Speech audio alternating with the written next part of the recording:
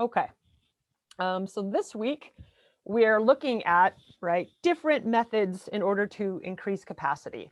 Yesterday we talked about tempo training. So that is manipulating time, slowing down a movement. I had you guys look at interval timers to get that. If you didn't have an interval timer or that was an issue, you could simply get a fast song, slow song playlist and adjust your movement to the beat of it.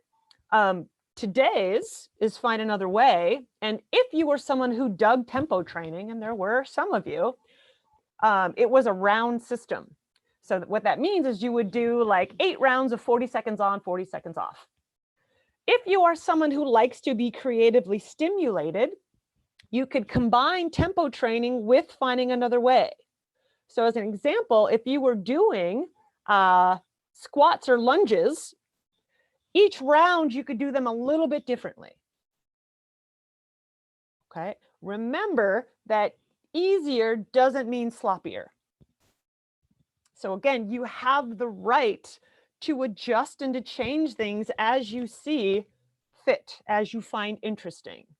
Because if you find something interesting, you're going to get into it. And that's the whole goal. All right, so let's look at Finding Another Way. Your thoughts on it.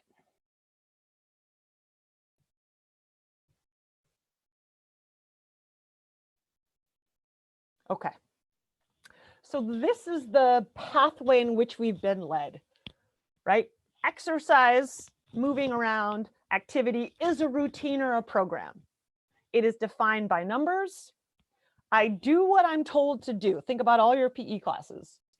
I do what I'm told to do. Typically, it sucks a little bit. And that sucking is kind of like my pathway to get better. I push through something that sucks. Running the mile, running the pacer, et cetera, et cetera, et cetera. What if it didn't suck? What if you can make it up as you go?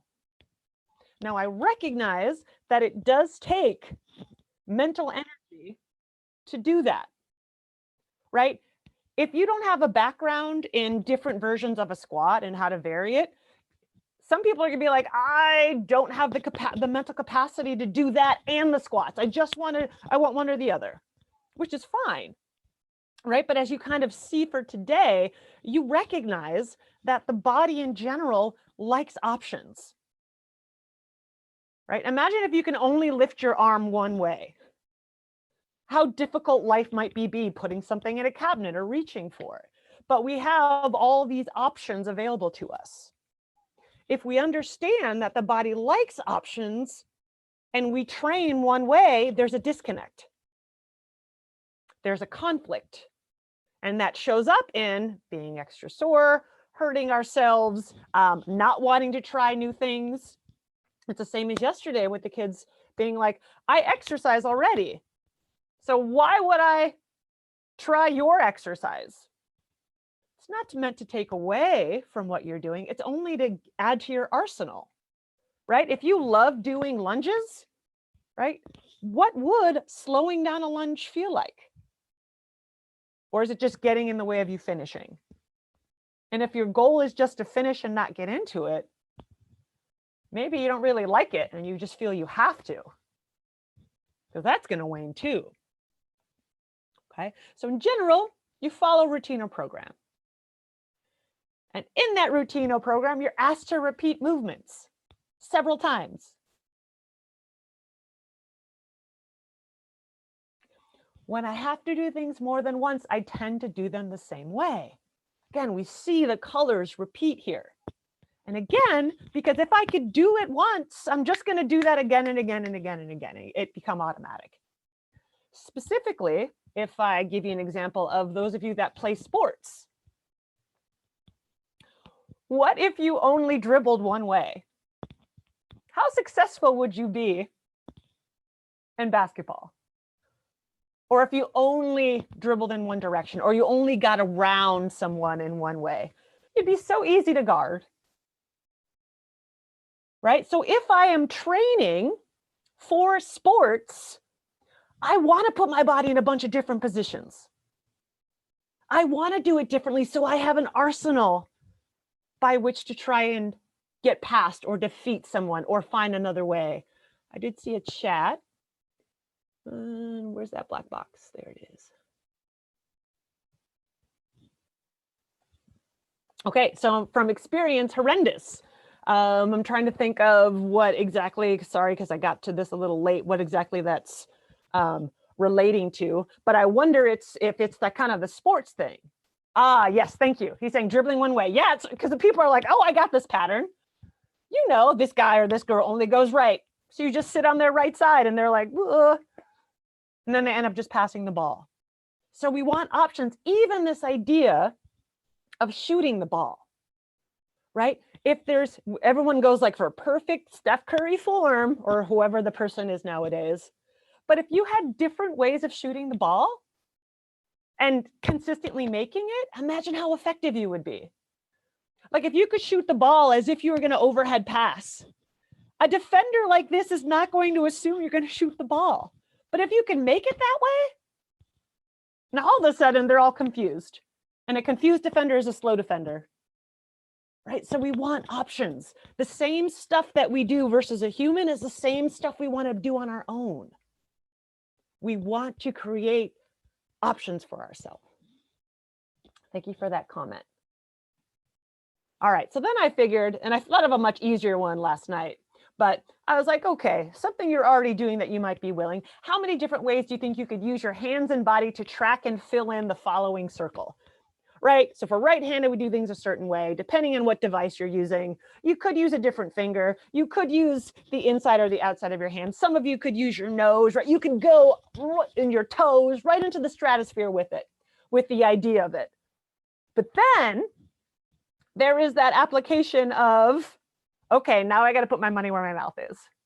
Like, I think I could, but I don't really want. And this is like in this example, the same way I'm like, gosh, I could do it over 10 times, but it would take me probably like an hour, right? And I might not be that into figuring out how many ways to actually do it.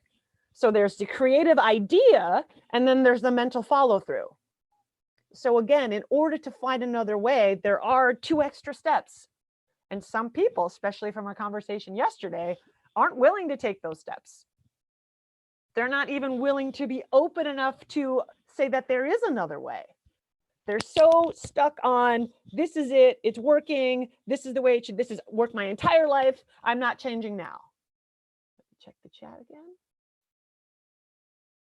Oh, I have someone saying I didn't understand this question, to be honest. So basically the idea that you're manipulating the mouse and your keyboard or maybe your phone in order to answer these questions, like how you literally answer the Google form. That's what that was referring to. But if I give you even a simpler version of it live, right? Take a quick snapshot of the way you are sitting or standing or laying, whatever you're doing right now. Just take a quick snapshot, like in your brain, memorize it. Maybe it's here, right? Maybe I'm leaning back. And the only thing I'm going to ask you to do is adjust your position. So maybe I do this. If I'm laying, maybe I roll a little bit. Maybe I pick up my head. Maybe I come off the couch and sit upright. That is the ease in finding another way. And your body will naturally do it if you get rid of, it's supposed to suck, it's supposed to be one way, it's supposed to be a million repetitions, right? There's no good trying to make yourself a robot. Use the brain, use the options that you can, that your body naturally has, that it naturally wants to do. We have to kind of get rid of this idea of perfect form, good form, effective form, and simply recognize good form is, can you do it without any issue? Right? Your body will tell, it'll give you the good form. But if you try to follow the rules of a video or the rules of a coach that puts you out of your natural form, now all of a sudden, your way's the wrong way. The more ways you have, the more ways you could be right.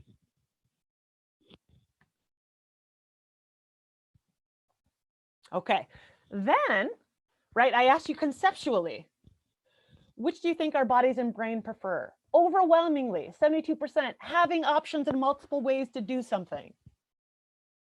And you get it. Look at this flip. And how do you typically train? Doing one thing the same way multiple times. So we're focused on muscles, right? And if I do this movement enough, I'm going to build my muscle. But what is your muscle going to know how to do? Strength, power, mobility, endurance has an intelligence to it. So if you're trying to be a better basketball player and you are squatting and squatting and squatting to build leg strength, is your jump improving? Unless you're also training jumping, the know-how, not just the repetitions, probably not. It's probably going to get all wonky and awkward. You might lessen your jumping ability by squatting, right? But we tell ourselves these stories. If your jump hasn't improved and you've been doing a bunch of squatting, something is wrong there.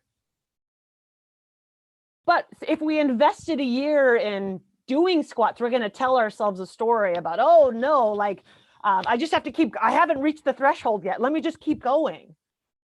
The feedback should be immediate. Okay. We don't have to keep investing in something we hope works. What do the results say? Are we willing to be honest? All right, so the physical challenge I kind of gave you was, are you able to get on and off the ground in at least 3 different ways? Right? 85% said yes. I don't know if 100% tried.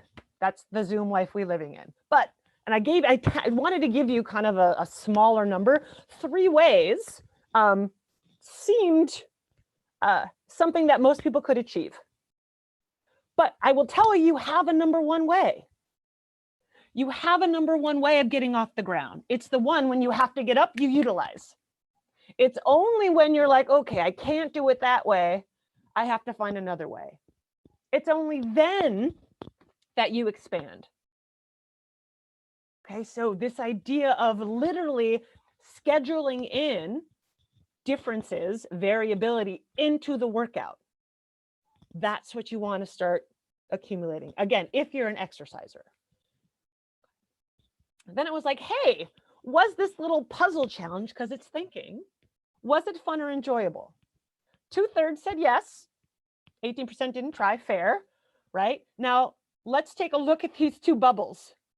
Notice the 14.5% double. They couldn't get on and off the ground in 3 different ways, honest, so it wasn't enjoyable,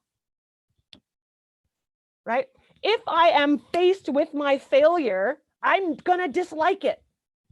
If I am faced with something I cannot do, automatically I'm going to dismiss it. This is dumb. This is not interesting, right? But again, I think, and now it's a little jump, 15.7%, right? But if they were able or willing, and I don't know what headspace they're in, but if they're able and willing to take a little bit more time and to consider how subtle the change could be, how small, right? They build this awareness, right? If this person, if getting on and off the ground, for example, if one way you thought for sure had to be a way was no hands, that's going to be an issue for some people. But if it was right hand, left hand, let me go to my knees first, all of a sudden, it can become much simpler. So how willing are you to look at the pieces?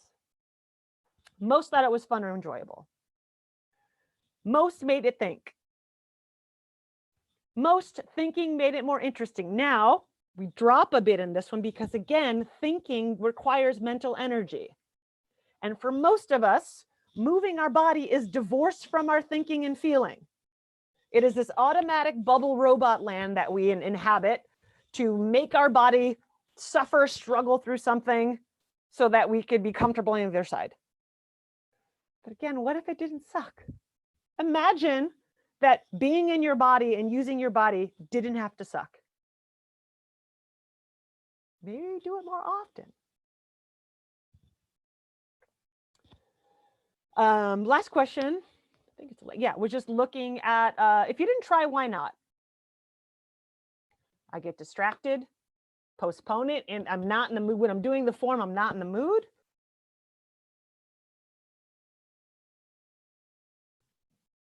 Not really interested, right? And again, are you willing to look at why you're not interested? It's the same thing of why you like something and why you don't. Can you dig into that a little bit versus just be like it, don't, leave it. Look it. Because I already know the different ways I stand up. Do you see, this is the cutoff. My guess is that this was the same kind of person from yesterday who was like, I didn't do it because I'm already exercising. Right? And the interesting thing is they're an exerciser, right? But they're against doing a little extra movement with a little bit of thinking and creativity because that's beyond the scope. So shut down, shut down, shut down. Only what I do, only what I do, only what I do. Okay, a few people were eating, tried it. Don't have the space, I understand that. Again, I definitely have privilege having space and time. And, you know, I also don't care if people are around, but I do have spaces where I reside where it's just me and I can get as crazy as I want without question. So let me stop sharing and stop recording.